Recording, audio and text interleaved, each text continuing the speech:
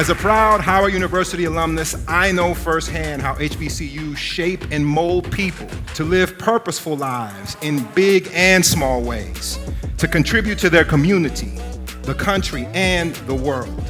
Since 2009, and including tonight's winners, the Home Depot has invested over $5 million to support more than 180 campus improvements across the country.